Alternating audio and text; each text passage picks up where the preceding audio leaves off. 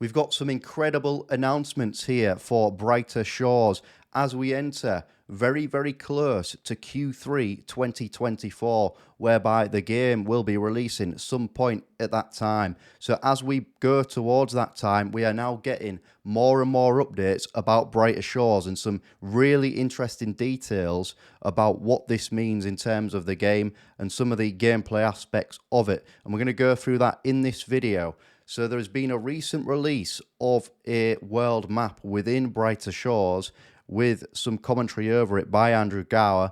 But also what you might not know is some of the little intricate details that were in the footage shown, which is crucial to some of the fundamentals of the game.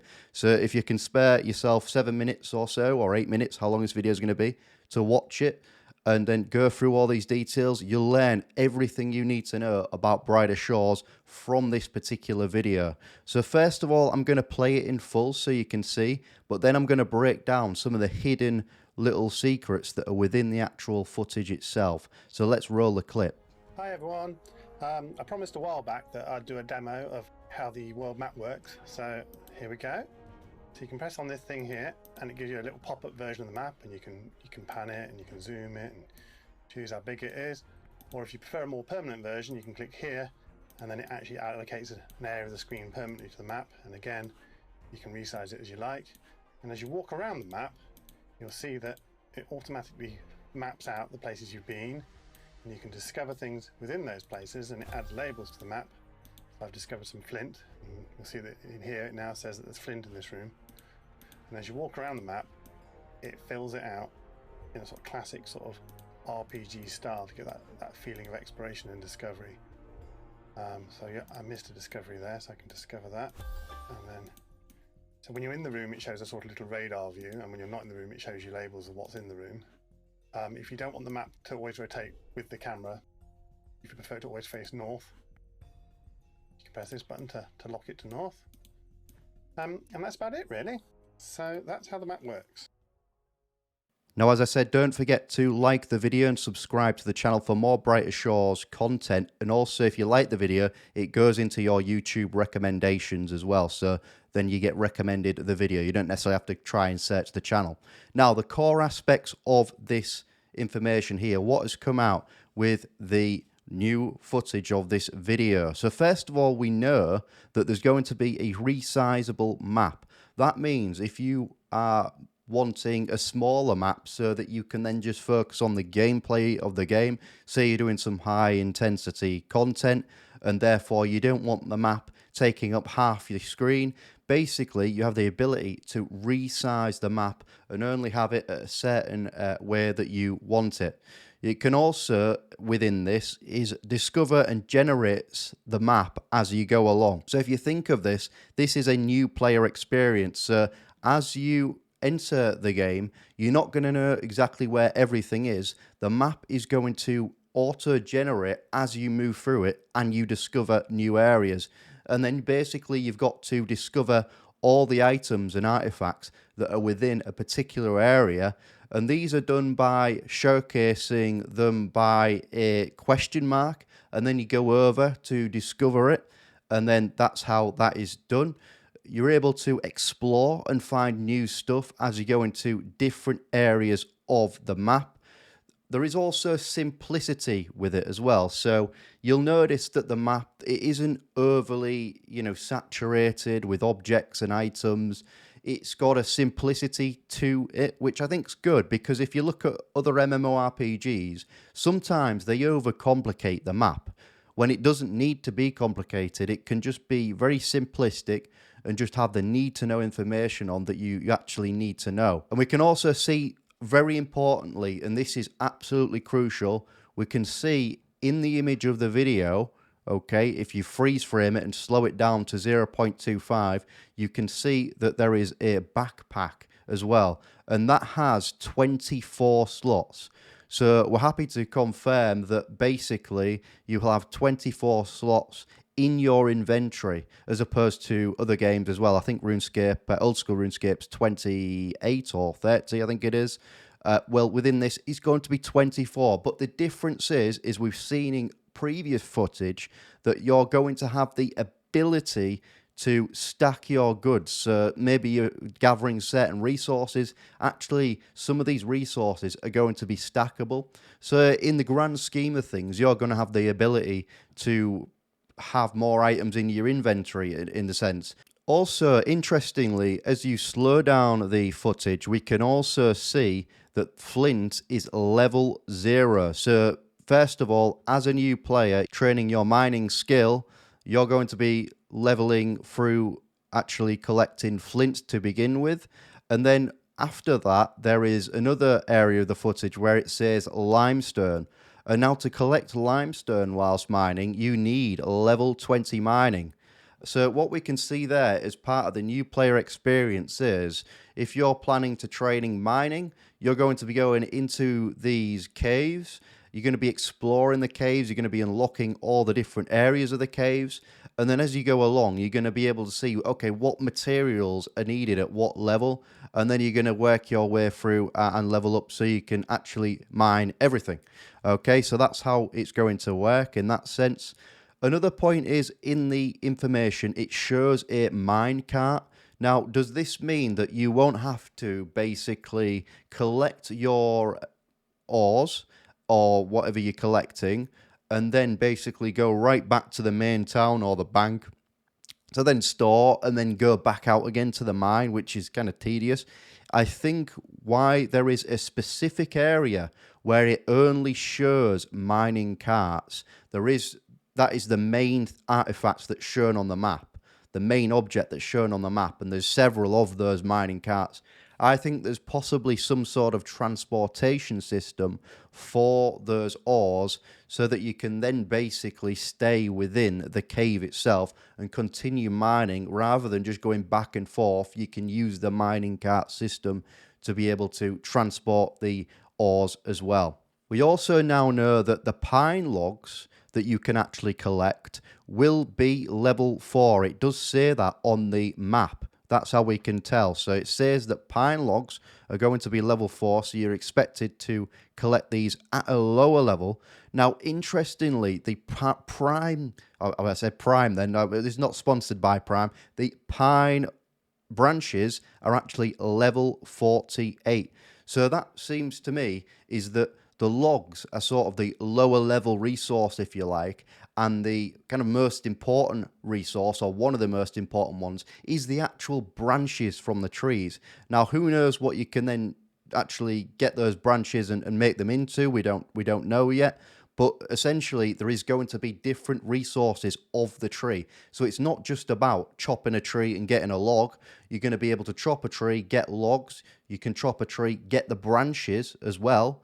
And then you're probably going to be able to get leaves and things like that. So you're going to be able to get different parts of the tree, including the branches, which are a much higher level that you need to get to then be able to get those. So that'll be interesting to see how that works as well. Now, another interesting point is that the dot on the minimap obviously indicates where your character is standing, but you can see if you look very closely, there's a sort of radar on it. So it shows you which direction that your character's actually facing so that you then know which way you're heading in terms of the right direction. Also, it was shown on the trailer that you can set your camera angle to north if you wish, so that basically you're always facing north and you don't have to keep panning your camera. It will fix it in position if you want to. And that customizable feature adds more flexibility. So just like you can adjust the map, you can be flexible with the map where you want to put it. You can also be flexible on how you want to pan the camera or make it static or movable. There's that choice, and how you want to play the game is completely up to you. So there's a lot of flexibility. Another point is we can also see a tool belt that is available within the screen on this particular video. Now that indicates to me that you're going to be able to have tools in your tool belt. Therefore, if you're going to go mining or go woodcutting, you're not going to forget the items that you need. You can keep your latest items within a tool belt. And what I would say is I hope you can upgrade these. I will comment on that in a moment. And just another point, of course, you can also rotate the camera in connection with the map. So as you rotate your camera and you rotate your player, that then follows that data within the actual map as well, so you know exactly where you're going at all times. Interestingly, there was a tweet that said, asked Andrew, can you move the backpack and the map around the screen? Because it's actually situated on the left side at the moment. Can you move it to the right side? And Andrew responded with, yes, you can move things to any corner you like. You can also have a different window below the map if you prefer.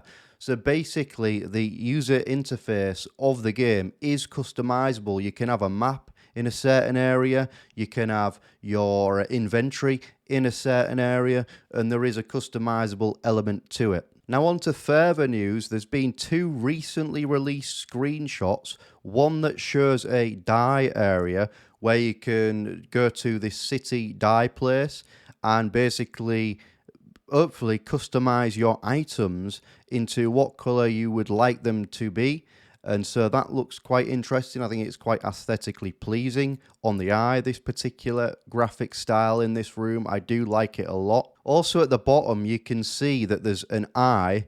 Now, I think that's in association with the Sense spell. This was showcased before, whereby you can use this spell and it basically triggers everything around you, and it will highlight and label all the items around you. And so that if you're looking for, say, a rare resource, you can use this spell. Now, the second image shows the Chronopolis East Portal Zone. Now, it could be considered a large city, this, because if there is an east portal, does that mean there's also going to be a west, a north, and a south portal?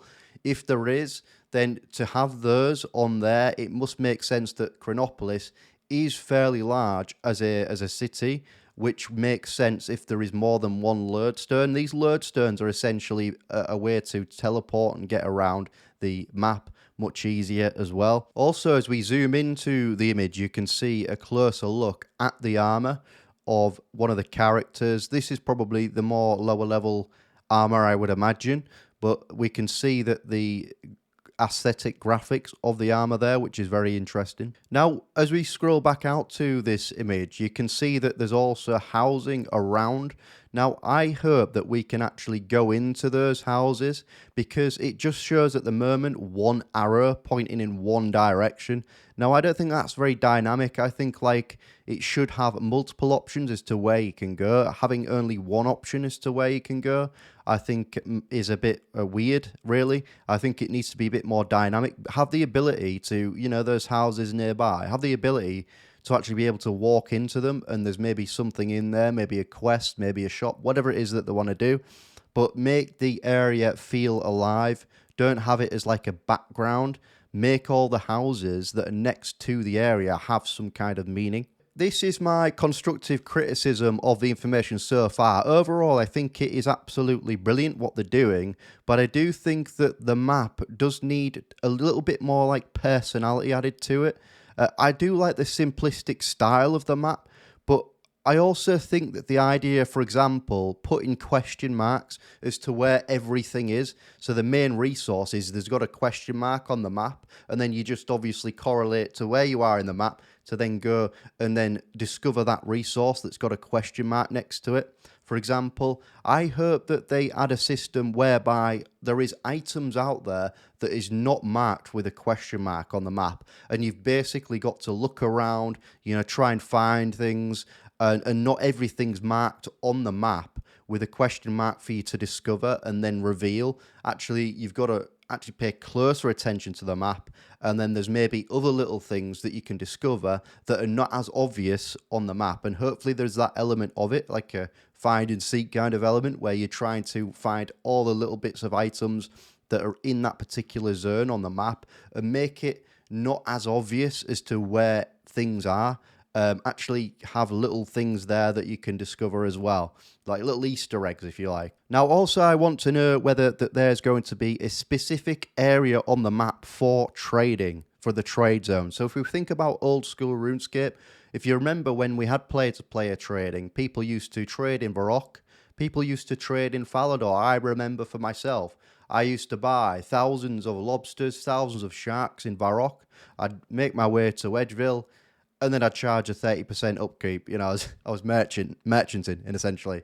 I was a mercher, okay? And that's, I actually went on to do business as well, so that's, it's interesting, isn't it, how that worked out. But anyways, so I hope that there's a specific area for trading within the game, player-to-player trading, where you can see people negotiate prices again and all this sort of stuff.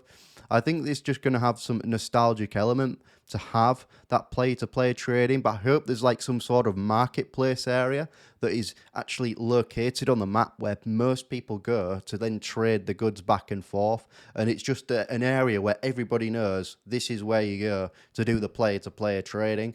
And also, that is what was happening on RuneScape back in the day. There was a specific area where everyone was like, okay, this is the area for like rune items. This is the area for arrows, which was like behind the smithing anvil in Varrock. Like there was like certain areas of the map which was like for different types of items. I'm not saying that I have to go to that extent of labeling that, because it'll naturally form by its own players. But it will be interesting to see if there's going to be a designated trading area for player-to-player trading, and they're going to make that known, or are they just going to let players naturally decide where that player-to-player trading is going to be overall, holistically? So that will be interesting to see. And yes, just to reiterate the point about them being like question marks and hints as to where you need to discover something, I just hope that this isn't too hand-holdy. I want the ability to explore without being told every little bit. So I hope that there is things on the map that we can discover that are not as obvious on the map. And I just think that discoverability there and rewarding players for basically exploring as much as they possibly can and paying attention to the game, I think it's a good thing to do if we can reward players that are paying attention to the game and what they're trying to do within the game as well by discovering different areas. And the last point is that I hope that we can actually upgrade our tool belt. So maybe we can store more tools, maybe we can store higher level tools that are better only when you actually upgrade the tool belt itself. So hopefully that's a feature that the tool belt maybe fits into one of the professions in which the tool belt can be upgraded in that sense. I think that would be a good thing to have as well. A final point here is, of course, that some of the areas do look a little bit smaller. So I hope that, and we know that there is going to be the players that actually fill in those particular areas on the map is going to be dynamic as to how much resources that there is. And so I hope that they implement this in the right way, because what we don't want is people fighting over resources and then flaming each other. You know, you're on my rock, this is my rock, I was there first, this, you know, that sort of stuff. You don't want people flaming each other. And also for the casual players out there. So for example, I might want a game on a Friday and Saturday night. After a few hours, I've probably had a couple of double rum and cokes, or I've had some whiskey, or a nice craft ale, and my actual response time has gone way down because I've had a few drinks, right? And I don't want to have the ability to try to click on something, but just everybody else is faster than me, and I'm like just half drunk trying to enjoy the game. And I can't get to any resources because my response time's gone down. So I hope that basically there isn't this rush to resources where it just everywhere is like crowded and everyone's rushing for a resource and nobody else can get it, because that's going to be a frustration point for a lot of players. People want a smooth experience. They want the ability to find these resources and be able to obtain them. But also, I don't mind a little bit of that, like rare resources where there is a rush to get the resource amongst a range of players in one area. I think that could still be okay, but for the higher level resources where it's like, okay, these are finite resources, less of them available. But at least for the starting area, you want to make it as easy as possible for them to actually go and collect the resources without having to fight with other players for those resources. That's my opinion on it. Maybe you agree, maybe you don't. Let me know in the comments. Anyways, this has been Brighter Shores Central. If you've enjoyed this video, hit the like button so you get it more in your recommendation sections on the YouTube homepage, and subscribe to the channel for any latest breaking news on Brighter Shores. A new video coming out soon about how popular will Brighter Shores be, so look out for that. And thank you for watching. I'll see you in the next one.